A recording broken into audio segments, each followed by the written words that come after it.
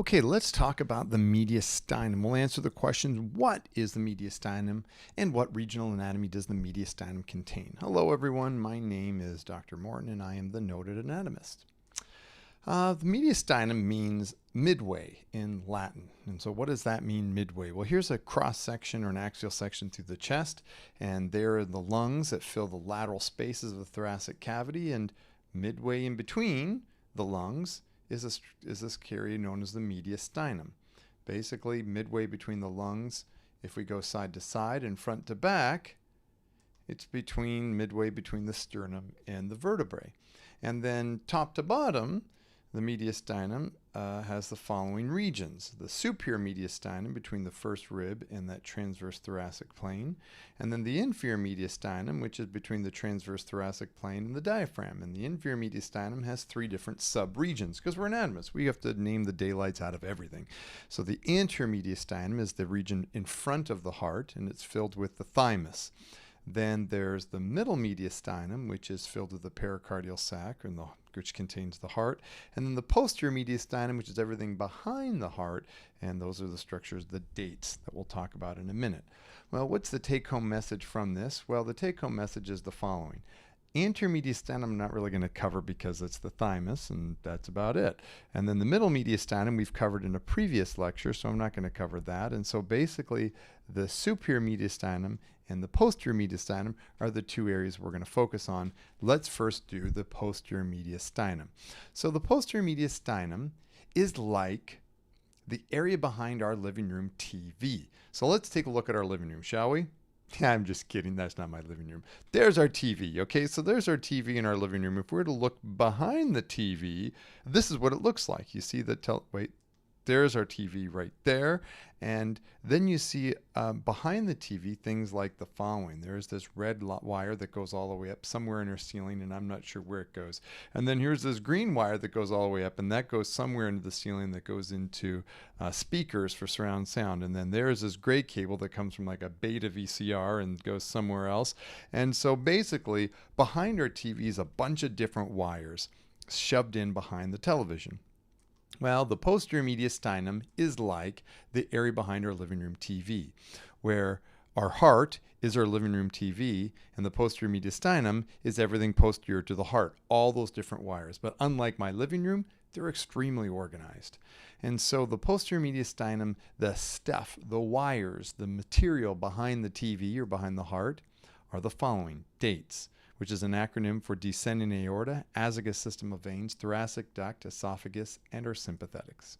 So let's start with our descending aorta. The descending aorta comes from the aortic arch, and at every segmental level, it gives rise to these posterior intercostal arteries. And I'm not drawing all of them, but at every level, and then the descending aorta goes and pierces the diaphragm through the aortic hiatus at the T12 vertebral level. And so if we now look at a lateral view in red, there's the descending aorta. We see the arch, that at every segmental level, we're going to see all of these posterior intercostal arteries that segmentally go and provide and enter the intercostal space. And then you'll notice that anastomosis with the anterior intercostal arteries laterally. Next is our azygous system of veins. And so here we have an anterior view, and let's ghost away through. So now there's our azygous system of veins, where there's the azygous vein, the accessory hemiazygous vein, and the hemiazygous vein. Let's talk about them in more detail, where you see all those posterior intercostal veins drain into this system. And so the azygous system of veins drains venous blood from the posterior wall of the abdominal and thoracic cavities. Let's take a look at the accessory hemiazygous vein. It drains those posterior intercostals from the upper left thoracic region. Then our hemiazygous vein drains posterior intercostals from the lower left thoracic and abdominal region. And then there's our azygous vein, which drains all the posterior intercostals from the right side of the abdominal and thoracic cavities. And then the azygous system of veins ultimately drains into the superior vena cava. So there's our azygous vein, and then goes into the back side of the superior vena cava where it drains into that SVC. Let's do this again from a lateral view, where there's our azygos vein as it courses all the way up, and then this azygos vein is going to collect all these posterior intercostal veins, and that are going to be seen segmentally entering into the azygos vein. And so what happens then is this azygos vein courses over that right primary bronchus, and that transverse thoracic plane dumps into this superior vena cava there.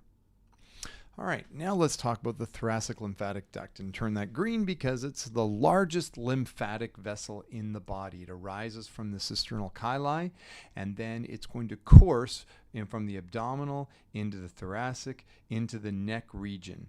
And the thoracic lymphatic duct transports about 4 liters of lymph per day. And so it's a closer view, and there's this thoracic lymphatic duct. It's very deep, right along those vertebral body. It courses up, and at this transverse thoracic plane courses over to the opposite side and ascends up and ultimately drains into the systemic circulation.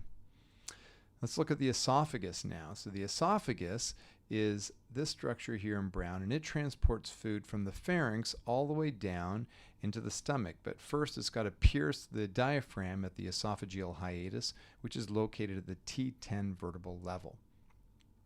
And the vagus nerve, so the vagus nerve is going to innervate the esophagus. The left vagus nerve comes down after innervating the heart and the lungs. It then sends a branch to the front of the esophagus, and then once the esophagus hits the diaphragm, that vagus nerve courses along, right along the esophagus, and then enters into the abdominal cavity en route to the stomach.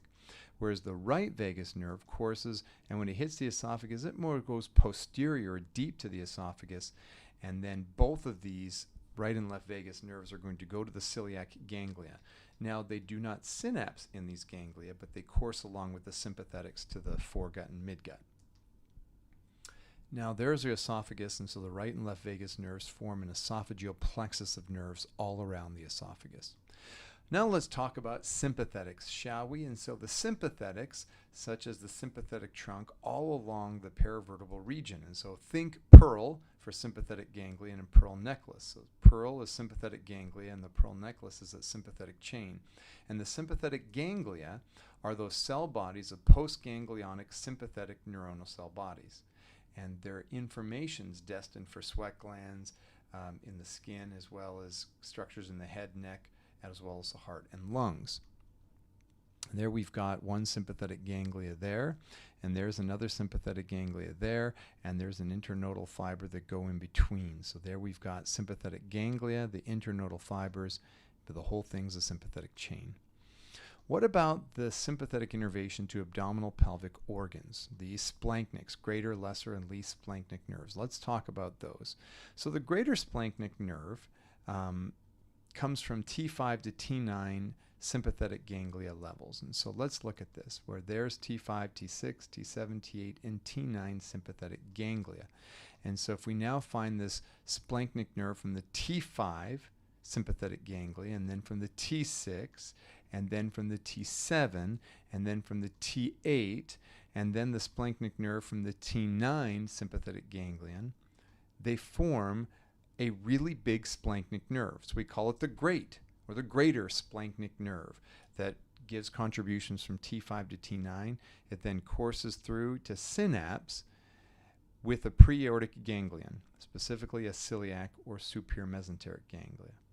Let's look at the lesser splanchnic nerve that comes off of T5 and T11, and then it courses down from both of these sympathetic ganglia, and it synapses with a pre-aortic ganglion as well.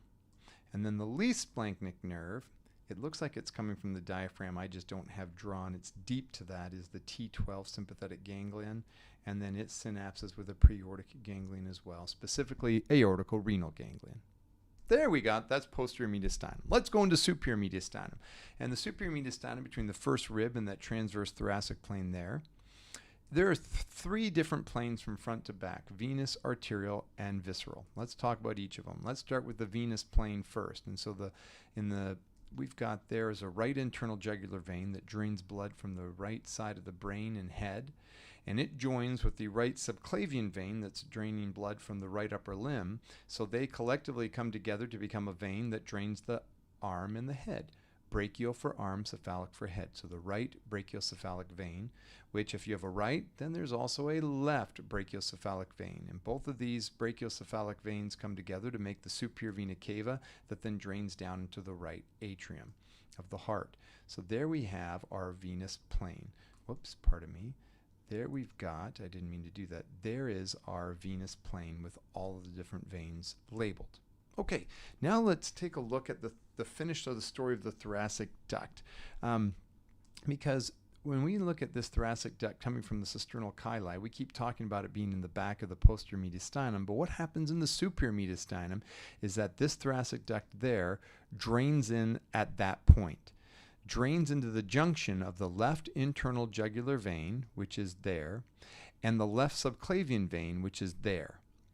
That's where that thoracic duct drains. And so to review of the lymphatic drainage, it's best to figure out before I talk about what the thoracic duct drains is what the right lymphatic duct drains. It drains lymph from the right side of the head and neck, as well as the right chest and arm region. And the thoracic duct drains everything else, drains lymph from the rest of the body. Okay, so now let's take a look at the arterial plane, and there is our aortic arch, and the aortic arch courses around at the very top of the aortic arch. It gives rise to three primary branches: the brachiocephalic artery or trunk that gives rise to a branch that goes to the arm, the right subclavian artery, and cephaly, the head, the right common carotid artery. That goes to the right side of the brain and the right side of the face. Then we have our left common carotid artery that courses up to the left side of the head and brain, and then our left subclavian artery that's going to give arterial supply to the left upper limb.